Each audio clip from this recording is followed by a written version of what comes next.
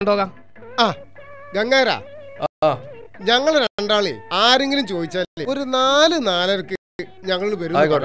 നമ്മളെ കുഞ്ഞൽബിന്റെ മകളെ നിക്കാണ്ടെന്ന് പള്ളിക്കൽ വെച്ചിട്ടാണ്. അല്ല സുലൈമാനെ, അനക്കില്ല ഇന്നോട് പറഞ്ഞിരുന്നു.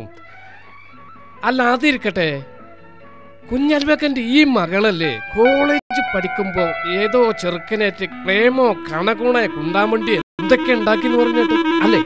ആ പെണ്ണെന്നെ, ആണും പെണ്ണുമായിട്ട് കുഞ്ഞൽബിക്ക് ഇതന്നെല്ലേ ഉള്ളൂ.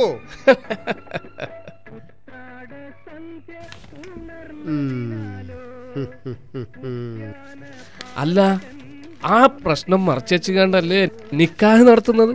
അല്ലാതെ പ്രശ്നം അറിഞ്ഞാൽ ആരെങ്കിലും ഈ കുട്ടിനെ കെട്ടുവോ? പാവം ചെറുക്കം പൊട്ടനാകാന്നല്ലാതെ. അല്ലെങ്കിലും കുഞ്ഞൽവിയെ പഠിക്കാനാണെന്നും പറഞ്ഞുകൊണ്ട് മക്കളെങ്ങനെ കയറൂരി വിടാൻ പാടുണ്ടോ?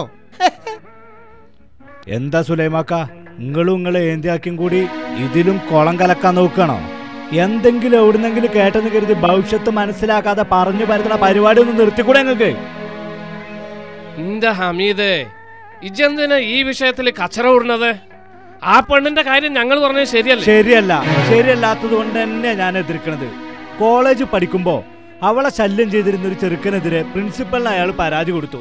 അതിനുള്ള ദേഷ്യത്തിന് ആ ചെറുക്കൻ മനഃപൂർവ്വം പറഞ്ഞു വരുത്തിയ കാര്യങ്ങളാണ് നിങ്ങളിപ്പോ ഈ കൊട്ടിപ്പാടുന്നത്. അതിന് നിങ്ങളെ വക മസാലകളും ചേരുവകളും വേറെയുണ്ടല്ലോ. അല്ല നിങ്ങൾക്കും ലമ്മിമ്പങ്ങളൊക്കെ.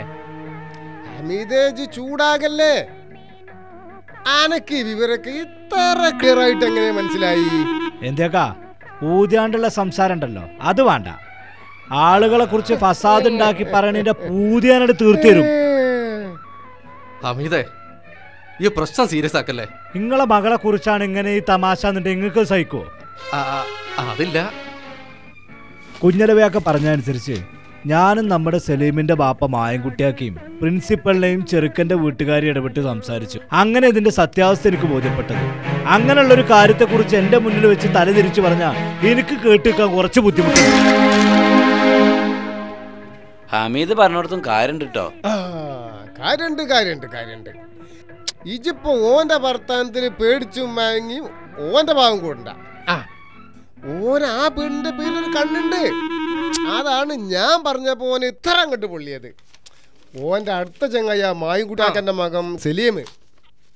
എന്നിട്ട് ആ സലീമിന്റെ മാപ്പിളല്ലാത്ത പെങ്ങളുമായിട്ട് ബന്ധമുള്ള ആളല്ലേ ഓന്.